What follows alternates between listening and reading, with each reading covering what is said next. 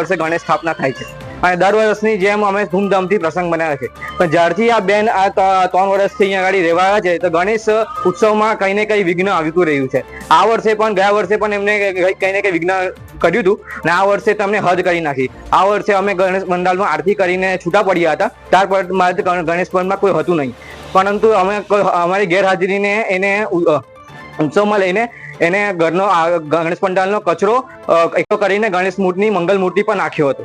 એનું આ CCTV footage મેં અત્યારે સોશિયલ મીડિયા પર વાયરલ થઈ રહ્યું છે।